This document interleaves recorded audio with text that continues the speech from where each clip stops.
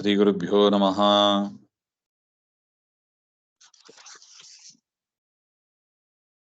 ಶ್ರೀ ಗುರುಭ್ಯೋ ನಮಃ.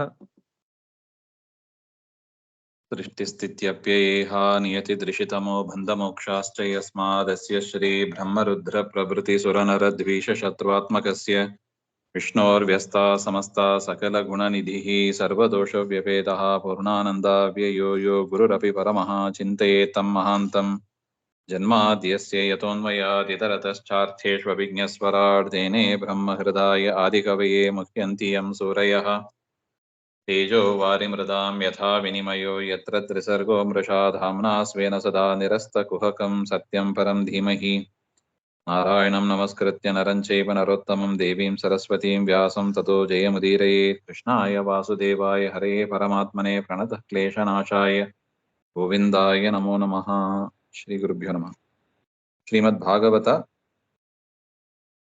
ದ್ವಿತೀಯ ಸ್ಕಂದ 2ನೇ ಅಧ್ಯಾಯದಲ್ಲಿ 32ನೇ ಶ್ಲೋಕ. ಘ್ರಾಣೇನ ಗಂಧಂ ರಸನೇನ ವೈರಸಂ ರೂಪಂ ತು ದೃಷ್ಟ್ಯಾ ಸ್ಪರ್ಶಂ ತ್ವಚೈವ ಶ್ರೋತ್ರೇಣ ಚೋಪೇತ್ಯ ನಭೋ ಗುಣಂ ತತ್ ಪ್ರಾಯೇಣ ನಾವೃತ್ತಿಮುಪೈತಿ ಯೋಗಿ.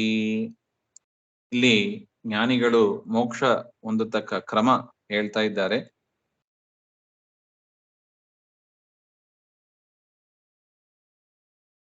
ಹಿಂದಿನ ಶ್ಲೋಕದಲ್ಲಿ ನಾವು ನೋಡಿದಂತೆ ಒಟ್ಟು 5 ರೂಪಗಳಲ್ಲಿ ಲಯವನ್ನು ಹೊಂದುತ್ತಾರೆ. ಅನಿರುದ್ಧ, ಪ್ರದ್ಯುಮ್ನ, ಸಂಕರ್ಷಣ, ವಾಸುದೇವ, ನಾರಾಯಣ ಹಾಗೆ ಅಂತ. ಅದರಲ್ಲಿ 9 ವಿಧವಾದ ಆವರಣಗಳು. ಪೃಥ್ವಿಯನ್ನು ಸೇರಿಸಿದ್ರೆ 10 ಅಂತ ಆಗ್ತದೆ. ಪೃಥ್ವಿ ಮತ್ತು ನೀರು ಅದು ಅನ್ನಮಯ, ಅನಿರುದ್ಧ ರೂಪಿ ಪರಮಾತ್ಮ ಹಾಗೆ ಅಂತ. ಆಮೇಲೆ ಅಪ್ಪು ತೇಜಸ್ಸು, ವಾಯು, ಆಕಾಶ ಅದು 3 ಕೂಡ ಪ್ರಾಣಮಯ ರೂಪ. ಅಲ್ಲಿರತಕ್ಕ ಬ್ರಹ್ಮದೇವರು ಅವರ ಅಂತರ್ಯಾಮಿಯಾದ ಪರಮಾತ್ಮನಲ್ಲಿ, ಪ್ರದ್ಯುಮ್ನ ರೂಪಿ ಪರಮಾತ್ಮನಲ್ಲಿ ಲಯವನ್ನು ಹೊಂದುತ್ತಾರೆ ಅಂತ. ಅದಾದ ಮೇಲೆ ಅನಿರುದ್ಧ, ಪ್ರದ್ಯುಮ್ನ, ಸಂಕರ್ಷಣ, ಮನಸ್ಸು ಮತ್ತು ಬುದ್ಧಿತತ್ವ, ಮನಸ್ಸು ಮತ್ತು ಮಹತ್ತತ್ವ ಅದು ನೆಕ್ಸ್ಟ್ ಆವರಣ. ಅದಕ್ಕೆ ಅಭಿಮಾನಿಯಾದ ದೇವತೆಗಳ ಅಂತರ್ಯಾಮಿಯಾದ ಬ್ರಹ್ಮದೇವರ ಅಂತರ್ಯಾಮಿಯಾದ ಸಂಕರ್ಷಣ. ತದನಂತರ ಇರತಕ್ಕದ್ದು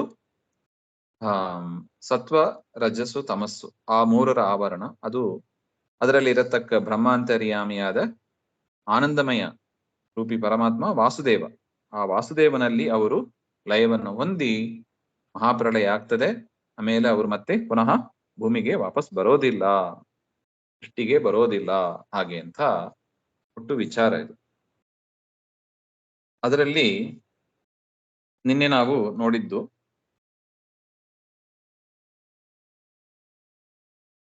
ಅನಿರುದ್ಧ ಮತ್ತು ಪ್ರದ್ಯುಮ್ನಲ್ಲಿ ಆಗತಕ್ಕ ಲಯವನ್ನು ನಾವು ನಿನ್ನೆ ನೋಡಿದ್ದೀವಿ.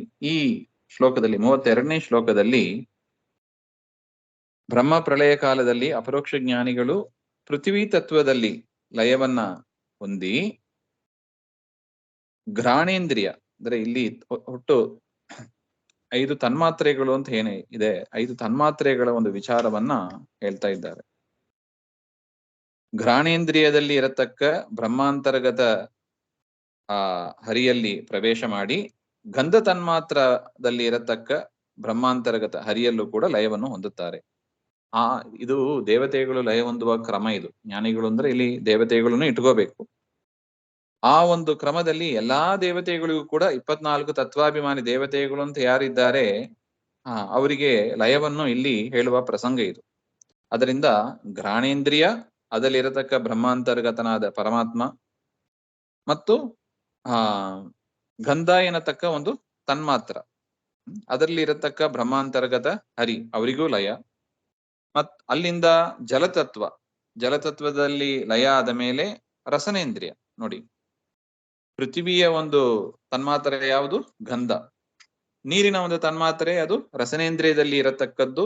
ಮತ್ತು ರಸ ಎನ್ನುವ ತನ್ಮಾತ್ರೆ. ಒಂದೊಂದು ತತ್ವಕ್ಕೂ ಒಂದೊಂದು ಇಂದ್ರಿಯವೂ ಇದೆ, ಇಂದ್ರಿಯಾಭಿಮಾನಿ ದೇವತೆಗಳು ಇದ್ದಾರೆ.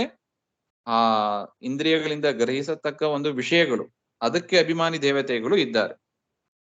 ಅಲ್ಲಿ ಇರತಕ್ಕ ಆ ಬ್ರಹ್ಮದೇವರ ಅಂತರ್ಯಾಮಿಯಾದ ಪರಮಾತ್ಮನ ಜೊತೆಗೆ ಲಯವನ್ನು ಹೊಂದುತ್ತಾರೆ ಅಂತ ಒಟ್ಟು. ಜಲತತ್ವ ಅದು ರಸನೇಂದ್ರಿಯದಲ್ಲಿ ಜಲತತ್ವದಲ್ಲಿ ಲಯವನ್ನು ಹೊಂದಿದ ಮೇಲೆ ರಸನೇಂದ್ರಿಯ ರಸನೇಂದ್ರಿಯ ಅದಲ್ಲಿ ಇರತಕ್ಕ ಬ್ರಹ್ಮಾಂತರ್ಗತ ಹರಿಯಲ್ಲಿ ಲಯ, ರಸ ಎನ್ನತಕ್ಕ ತನ್ಮಾತ್ರೆಯಲ್ಲಿ ಇರತಕ್ಕ ಬ್ರಹ್ಮಾಂತರ್ಗತ ಹರಿಯ ಜೊತೆಗೆ ಲಯ. ಇನ್ನು ತೇಜಸ್ ತತ್ವದಲ್ಲಿ ಲಯವನ್ನು ಹೊಂದಿದ ಮೇಲೆ ತೇಜಸ್ಸಿಗೆ ಸಂಬಂಧಪಟ್ಟದ್ದು ಅಂದ್ರೆ ಯಾವ ಇಂದ್ರಿಯ? ಚಕ್ಷುರಿಂದ್ರಿಯ.